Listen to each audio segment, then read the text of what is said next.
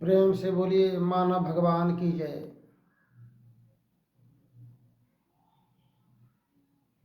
एक बार प्राचार्य तीन बिंदु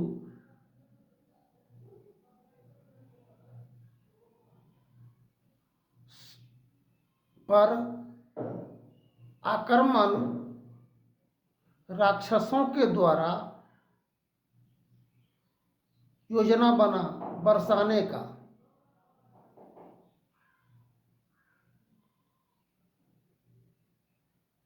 हनुमान जी सोचे मन में, संत महापुरुषों के आश्रम में, गुरुकुल में राक्षसों के द्वारा अत्याचार जुल्म जब बरसने का योजना बना, तो हनुमान जी स्वयं सोचे मन में, ये रात्रिकालीन समय है, अगर हम जगाएंगे ये भी अति उत्तम नहीं होगा। सो नहीं, आश्रम समेत सभी को उठा करके लेकर के जाने लगे। आश्रम सहित जब देखे महापुरुष, संत महापुरुषों ने, प्राचार्य तीन बिंदु, ये कौन है राक्षस दैत्य जो आश्रम को ही उठा करके ले जा रहा है, वह श्राप बद्दुआ दे दिए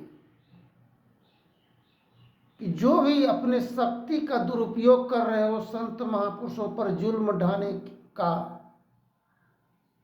उसका शक्ति याद नहीं रहेगा, अपनी शक्ति का, पावर का, ताकत भूल जाओगे। यह श्राप दे दिए हनुमान जी को। पुनः जब गंतव्य स्थान पर जब उनको आश्रम को उतारे, सभी को बाहर निकले संत महापुरुष, प्राचार्य तीन बिंदु भी थे। गुरुकुल की दास्तान है यह। हनुमान जी कहते हैं, प्रणाम गुरुवर। कहते हैं कि ऐसा कार्य तुम क्यों किए? आश्रम पर राक्षसों के द्वारा अत्याचार जुल्म बरसने वाला था, जो आप लोग जीवित नहीं बचते, इसलिए कोई रास्ता नहीं मिलने के कारण आश्रम को ही उठा करके हम ले जाने लगे, ताकि वो प्रचंड राक्षसों का जो प्रहार वो निष्फल हो। इसी उद्देश्य से ले गए आप लोगों को, जीवन की रक्षा हेतु। आप हमको श्राप दिए, जाओ, तुमको शक्ति के याद नहीं रहेगा, पावर का। ठीक है, हम तो जुबान से निकल गया श्राप बद्दुआ। उचित समय में जब तुमको कोई याद दिलाएगा शक्ति, पावर के संबंध में, तब पुनः शक्ति तुमको प्राप्त प्रवेश कर जाएगा।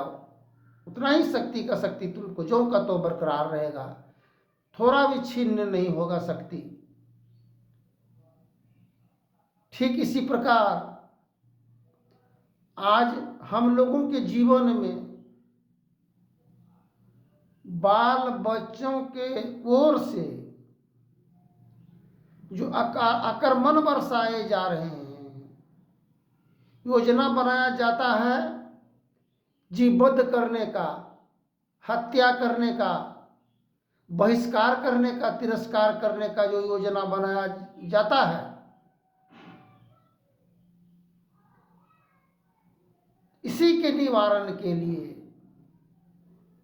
जान बचाने के लिए, रक्षा हेतु अपने पावर को समझने की जरूरत है। उस पावर को हम लोग भूल गए हैं, जो पावर हम युवा जवानी से जो चलते आए, अपने माता पिता को जो तकलीफ और कष्ट दिए हैं, इसलिए अपने आप का शक्ति का हमको बोध नहीं और जानकारी नहीं है कि हम मानव कितने पावरफुल आदमी हैं और कितने हम लोगों में असीम शक्ति परमात्मा के द्वारा प्रदान किए गए हैं। जब जामवंत जी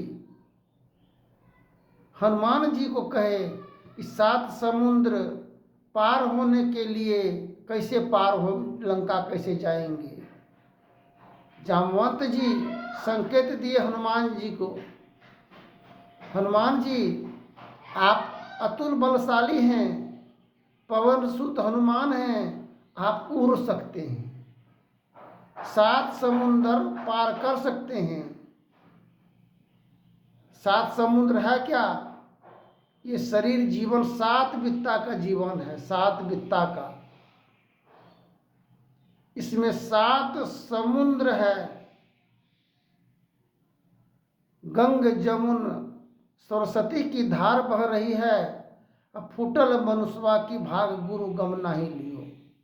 हम लोग गुरु के ज्ञान नहीं लेने के ही कारण आज हम लोग जीवन राशि चक्रों का जानकारी नहीं होने के कारण अपने से अपने आप में फंस रहे हैं और परेशानी से कराह करा रहे हैं, और ध्यान पूजा सत्संग भी करते हैं किंतु अपने आप का निवारण और समाधान समस्याओं का नहीं हो रहा है।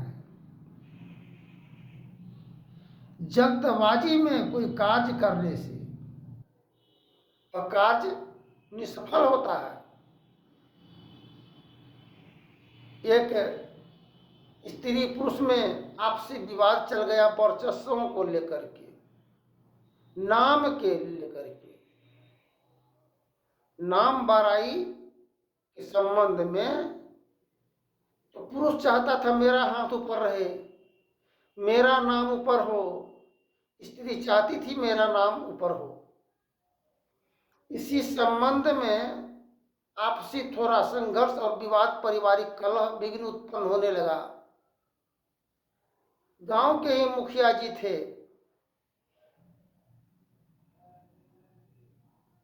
तो मुखिया जी के पास में इस विचार को व्यक्त किया गया।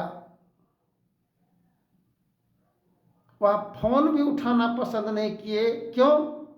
उनको जानकारी हो गया था इस प्रकार की वार्तालाप है स्त्री पुरुषों की वर्चस्व को लेकर के। मेरा भी तो धर्म पत्नी मुखिया है, तो हम किस प्रकार से हम उस समस्याओं का उलझन को सुलझाएंगे, क्योंकि हम तो पत्नी के आंचल के तले हम जीवन बसर कर रहे हैं, गुजर कर रहे हैं, उनके ही छत्र छांव में हम हैं। मेरा छत्र छांव में वो है नहीं, क्योंकि वो पावर में, वो सत्ता में, वो मुखिया पद की उम्मीदवार है, महिला मेरा धर्म पत्नी। हम किस प्रकार किसके इंसाफ करेंगे, न्याय कैसे करेंगे? ठीक इसी प्रकार किसी का पत्नी अगर मुखिया पद में उम्मीदवार में जीत प्राप्त करती है, पद प्राप्त होता है, तो अभी अपने पति देव का 1 पैसा वैल्यू नहीं देती है, वो बात बात में उलझन होता है।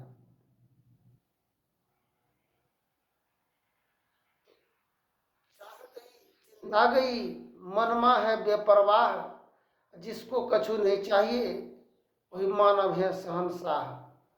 सहनशाही व्यक्ति, गुरु महाराज महर्षि में ही ब्रह्म जी महाराज की वचन है, सभी नाम रूप के पार में, मन बुद्धि बच के पार में, गोगुण विषय पंच पार में, गति भांति हो के पार में, सूरत नृत के पार में, सब दिनों हंतन पार में, आहत अनाहत पार में, सापेक्षता के पार में, त्रिकुटी कुटी के पार में, सब कर्म काल के पार में, सारे जंजालन पार में, अदय नाम अमृत आदेता गुण पार में, सत्ता स्वरूप अपार सर्वाधार मैं तो पाए पुण्य ओम सोम पार में, सच्चिदानंद के पार में, हे हीरानंद गर्भ सब जासो जो है शांतन पार है, पारगम ही सार भक्ति है, कर लो साचा ने ही मानुष देह समैया में, करो परमेश्वर में प्रेम, कर्म धर्म को जला खा कर देंगे तुझको तार, चाहे जाओ तो प्रकट मिले हुए स्नेह, स्नेह बिना नहीं भक्ति होती है, कर लो साचा ने।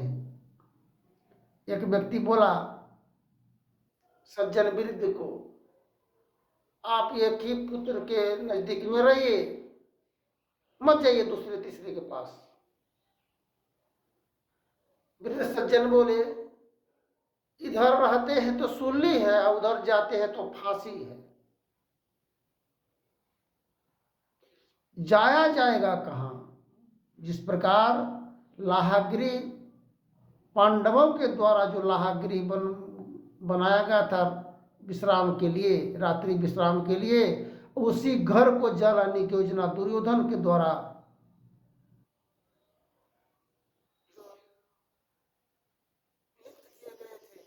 विचारधाराओं को, ताकि ये भस्म कर देंगे पांचों भाइयों को माता सहित जला करके, न रहेगा न राज्य का मांग करेगा यह। तो उस बिल सुरंग संकेत थोड़ा मिला था विदुर का कि अगर जंगल में आग लग जाए तो मूसा कैसे निकलेगा। पांचों भाइयों को याद रहने के कारण सुरंग पहले बनवाए थे। सुरंग जब रात्रि विश्राम के लिए प्रवेश अंतर्भवन लाहगृह में प्रवेश किया गया, तब उसी सुरंग होकर के वह निकल गए और बाद में उसको आग लगाया गया। किंतु लाहगृह जला, पांचों भाई तो बाहर निकल गए माता सहित। कि पांच तत्व तन अग्नि जराई, दीपक चास प्रकाश करीजे, गगन थाल रवि शशि फल फूला, मूल कपूर कलश कर दीजिए, अक्षत नवतारे मुक्ताहल, पोहप माल ही हार गई जे, श्वेत पान मिष्ठान मिठाई, चंदन धूप दीप सब चीजें, झलक झांझ मन मीन मंजीरा, मधुर धुनि मृदंग सुनीजे, सर्व सुगंध उरी चलका चलिए कासा, मधुकर कमल के लिनुरी, निर्मल ज्योत जरत घट माही, देखत दृष्टि दोष सब चीजें, अधर धार अमृत हो आवे, सतनक द्वार अमल से पी होई सुरत मतवाली, चरी चरी उमरी अमृत जी, कोटि भान छिपते जुजाली, अल्लाह पार लगी लाग लगी जे। यह क्रोटी भान निर्मल ज्योत अंतर हृदय में प्रज्वलित होने के ही बावजूद फिर भी अंधकार में मानव जीवन पड़ा होने के कारण पिता में, पुत्र में, भाई में, बहन में, समाज परिजनों में त्राहिमाम त्राहिमाम त्राहिमाम की ध्वनि प्रज्वलित होता है। लोग हाहाकार या प्रचंड क्रोध अग्नि में जल करके भस्म जीते जीवन हो रहे हैं। अंत समय में उसको डहा संस्कार और ठाकुर और ब्राह्मण से कर्म किया जाएगा। कर्म तो जीते जीवन करने की जरूरत है। कर्म प्रधान विश्व करी राखा, जो जस फल करे तस फल चाखा। आगे की प्रसंग में कहेंगे। धन्यवाद। जय हिंद जय भारत।